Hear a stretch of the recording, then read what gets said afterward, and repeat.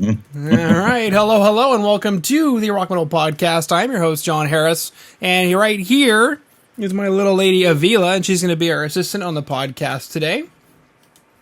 Right now, I'm being joined by Under the Oak, coming on again to chat some more about the album Ripped Up by the Roots, which was released on September 25th via Wormhole Death. That's September 25th, 2020. Whoa! And we had the boys on, I believe, in November, if I remember correctly.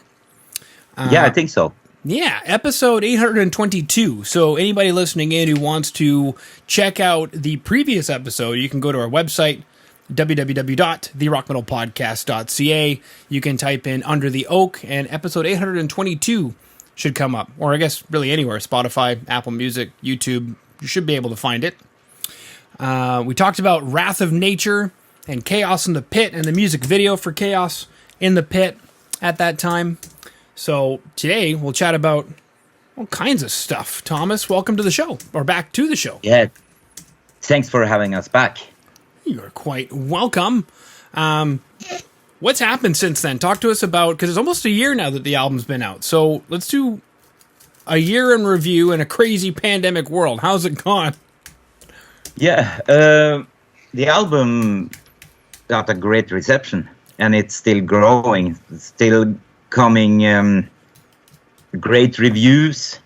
We've had some small-time shows now. It's slowly opening up. And if it continues like that, we'll have several small shows during the fall. So what can you say? I think it's been overwhelming. People like the album. And we are writing the new one. We are almost finished writing the new one, and we'll record it in January and release it in September, 2 years after the first one. Wow. But obviously it's been crazy with lockdowns and everything, staying at home. At least you get to write a lot of music, play a lot of guitar. But yeah, it's really been strange. Who'd think that we'd suffer a pandemic? Yeah. Who thought about that? Well, maybe someone, but certainly not me. Yeah. Well, and especially you going on almost 2 years now into the pandemic, we figured we'd be reasonably back to normal by now, but not necessarily looking that way. But you did mention some small shows, so I guess take us through that. How are shows going in Norway, at least as of right now?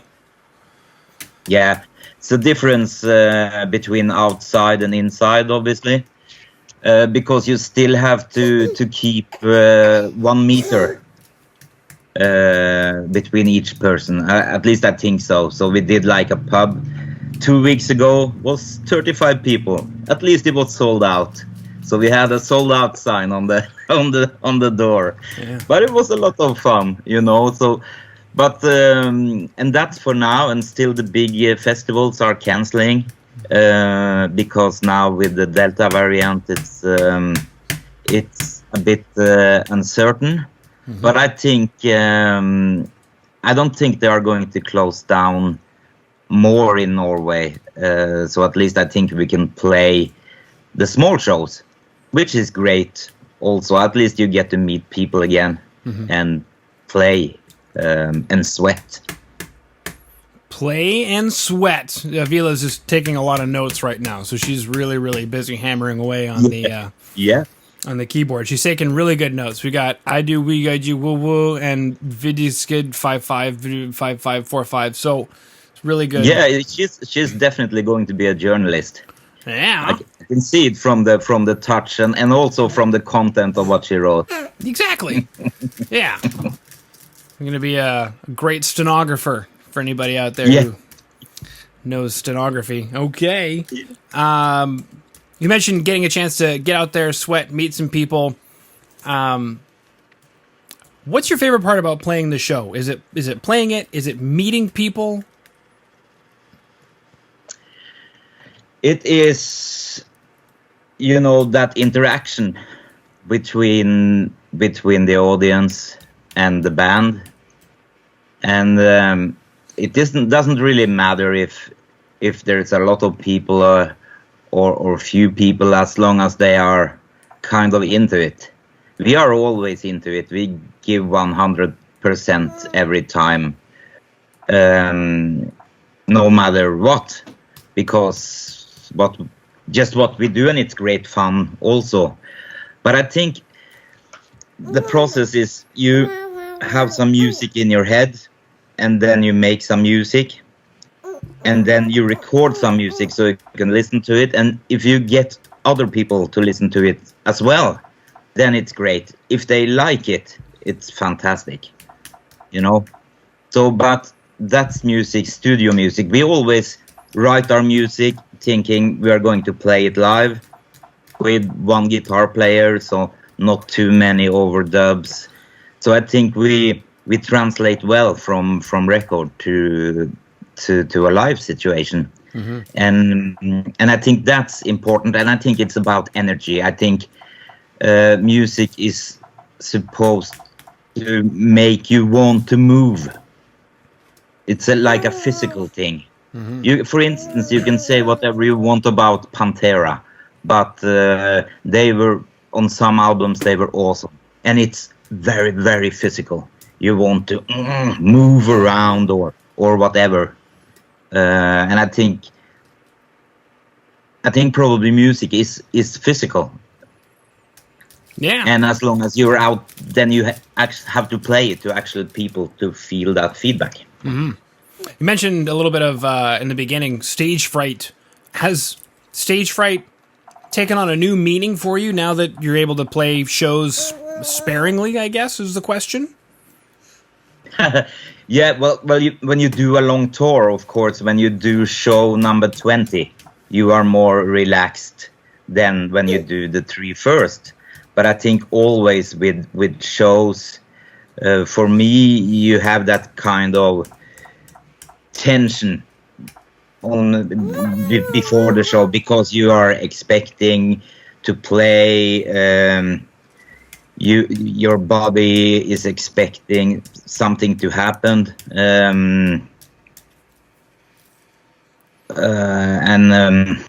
what's the word I'm looking for? You have not the testosterone, but anyway, physical stuff starts to happen. Yeah. And then that goes on all the way up to you start putting on your amp, checking the guitar, and then it's kind of your brain tells you, okay, I know this, we've done this hundreds of times, so we know this, and then everything runs off, and it's like, all right, let's do it, and then a sort of calm falls over it all.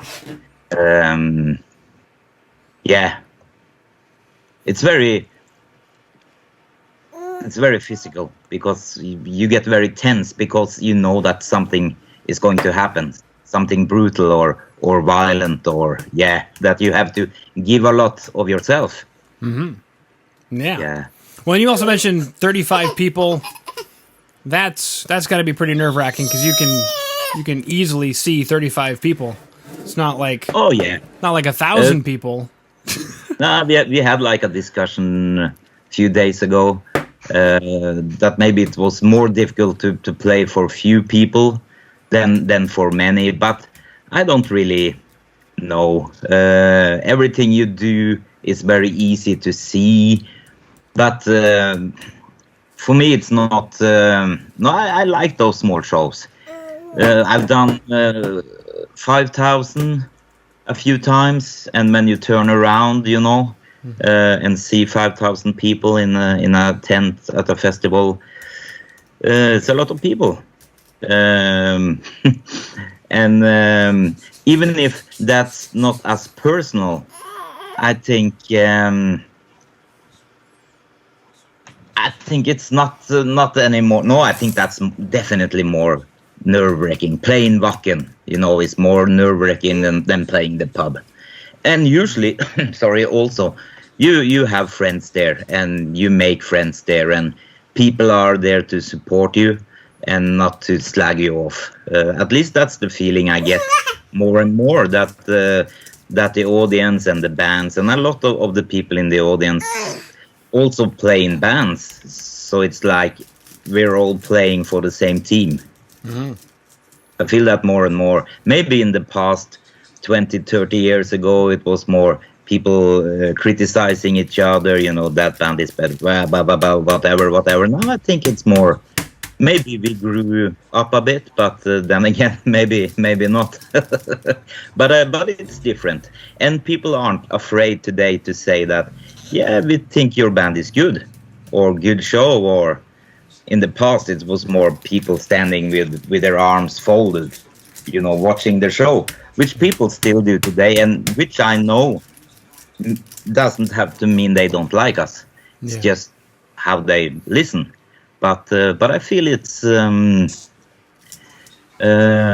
better today. But a lot of bands playing, even in Norway, which is great. But it's more difficult, of course, for anyone to go anywhere. Mm-hmm. Yeah. I was playing in bands probably like 15 years ago, and I remember a common thing, at least in the local scene, was, you know, bands approaching each other and saying, well, my drummer is better than your drummer, and, you know. Yeah.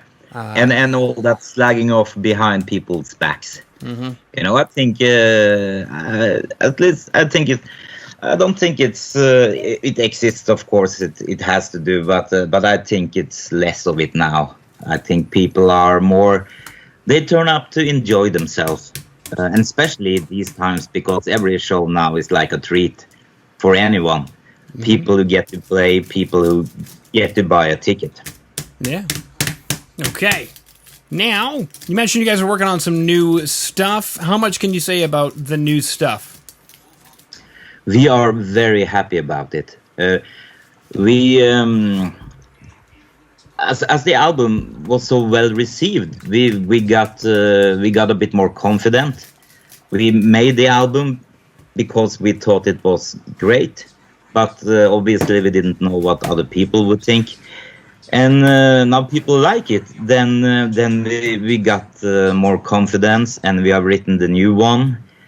A lot of like not sing along, but you have that trash choirs, you know, shouting choirs. Mm-hmm. Gang vocals. We have several of those.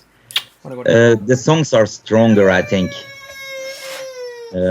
You were going on about writing the new record with confidence from the previous record, which that changes everything, right? Because you had an award-winning team with the label and everybody on the last record, so must be a very different approach writing this next one.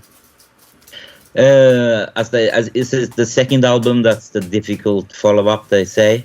Yeah, but we haven't really felt the pressure because we have so much fun, and this album has all new stuff. It's not a lot of old riffs or old lyrics that we had. It's all new stuff written during those 2 years. Yeah, a little bit before. Mm-hmm. And I think it's really good. I think it's... and one thing also, we are not afraid of that heavy metal element, because in the beginning we were thinking that we were going to be a thrash band. But obviously we weren't just a thrash band, because there's a lot of heavy metal influences, because we come from the 80s, we come from that, and so we have not been afraid to use those influences. Now we've had more comfort in using them, so I think it's been very easy to write, and we've had a good time. Only trouble has been with the lockdowns. That we lost maybe 2.5 months of rehearsing, because we rehearse everything and work on arrangements in the rehearsal room, and I make some riffs and I put them in a sequence, and then we work from there. But I think, and we tell people that the next album is going to be a lot better, and we also say that if people doesn't think this is a better album, then we don't know what's happening. But obviously, of course, that can be the case. Well, that's Because- always. No, I just think that it's important that the last thing you write always is what you think is the best, because that means you are growing all the time. It doesn't mean that it is the best, but as long as you feel it, I think you are on the right track and happy with your own work. So we are recording in January and really looking forward to that. But we are going to be nervous, of course, when we release it, to see what people think. We wouldn't have cared if the last one didn't get the great reviews, Yeah. because we would have done it anyway for ourselves. And I don't feel expectations really from people, only from ourselves.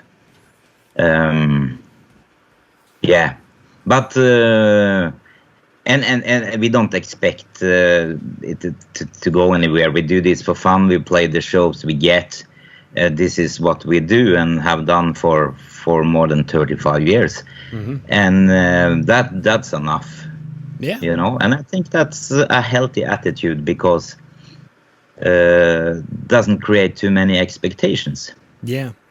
You mentioned going to the studio in January. Is it the same production team, arguably? Yes. Yeah. Okay. Same studio and darker, with Magnus Devo Andersson as technician and producer, because he gets it.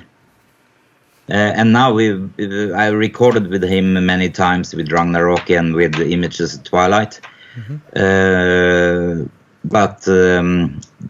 Ripped Up by the Roots obviously was the first one he did with Under the Oak, and I think we are very happy with how it sounds. And now he knows what we bring to the table, so I think it's going to be great. It's very easy to work with, and he knows the music. Yeah. So definitely, we are definitely going back. So only the trouble is it's in Sweden, but I don't think the borders will be closed anymore. It is open now for those who have 2 vaccines. Okay. So I don't think they are going to close it again. Yeah. Yeah. Same thing here in Canada, I believe. I just read something about if you are vaccinated, you can come into the country. Yeah. All right. Yeah. Yeah. So I think here it has to do with quarantine. If you are vaccinated, you can come in without the quarantine, and if not, then you have to spend 10 days, I think. It depends on if you come from a green or orange or red. I don't know what colors they operate with now. Yeah. Oh, okay. So, but at least I hope they are not going to close down anymore. Let's see. Obviously, there's going to be contagion, but hopefully people get less sick when they are vaccinated. Yeah. So we can hope. And then, according to January, you mentioned releasing in September, so I guess I'll be getting some emails about that. Yes, that's right, sweetie. They have a new record coming, so she's very excited.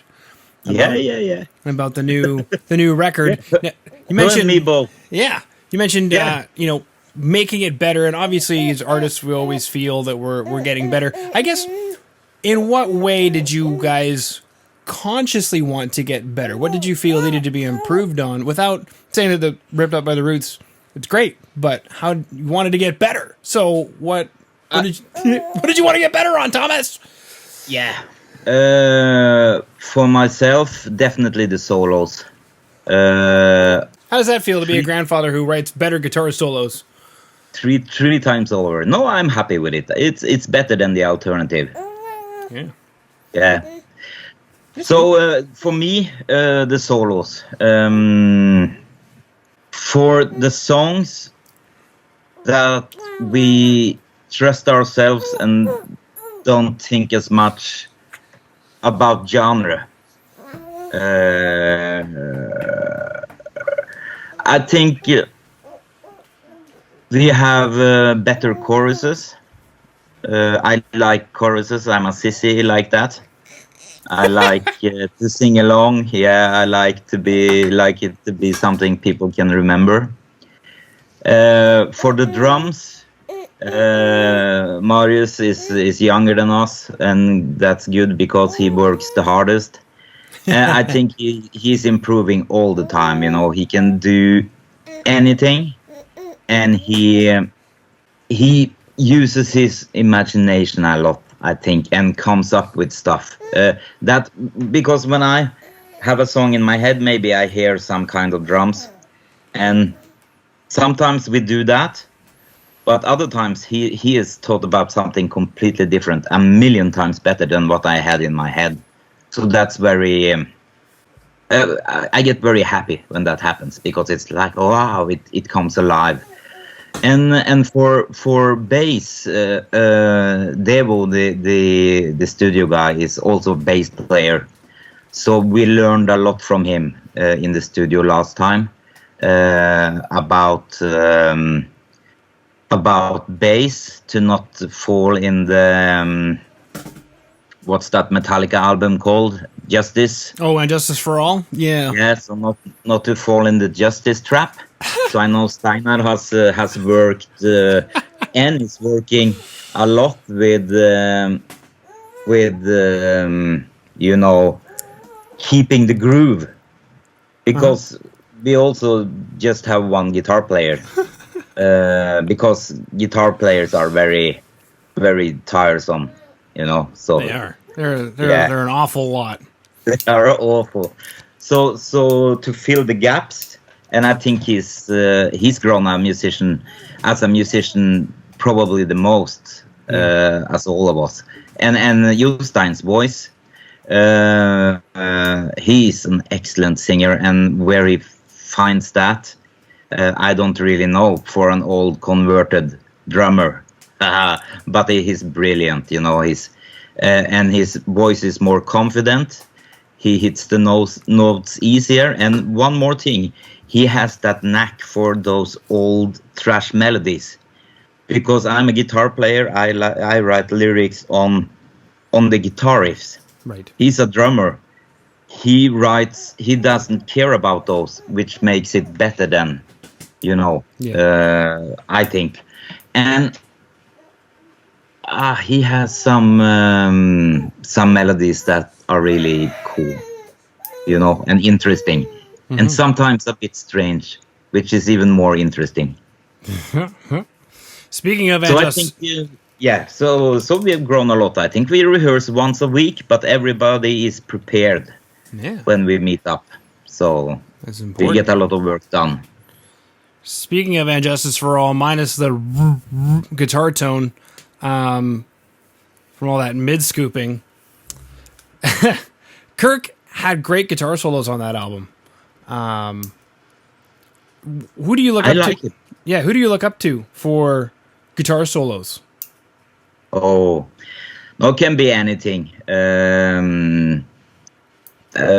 Blackmore for the melody.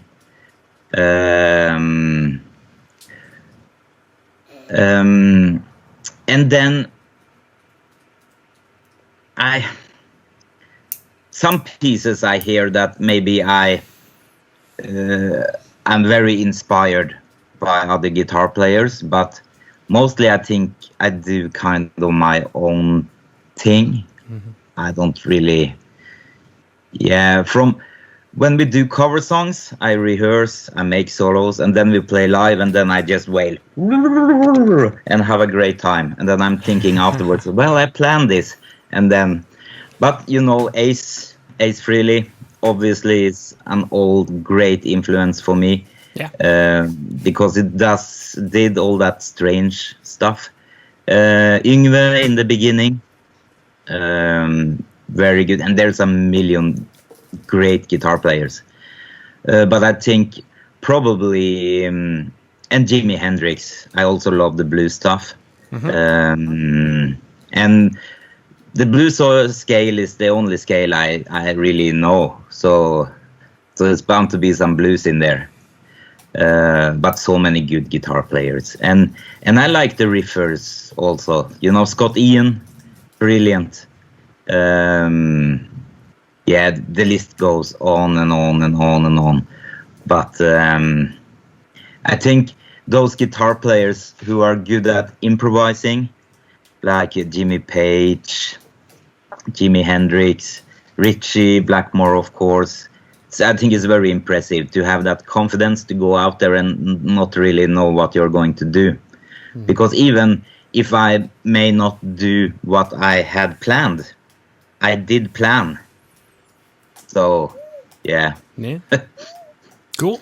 All right. Well, we chatted about the album Ripped Up by the Roots, chatted about its reception, which has been very well received, and how that has gone into recording a new record. You guys are headed into the studio in January, planning release for September. Same production team, working on making things just generally a little bit better, if not a whole lot better, without saying anything bad about Ripped Up by the Roots, because it's a great record.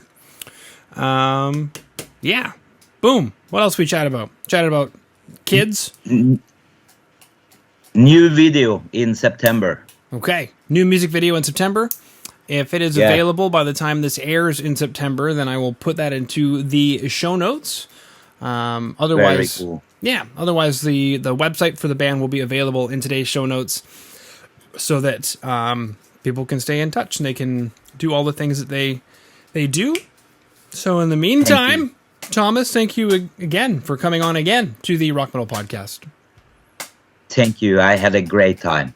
Have a great evening, and we'll talk again. All right. I hit stop on Skype.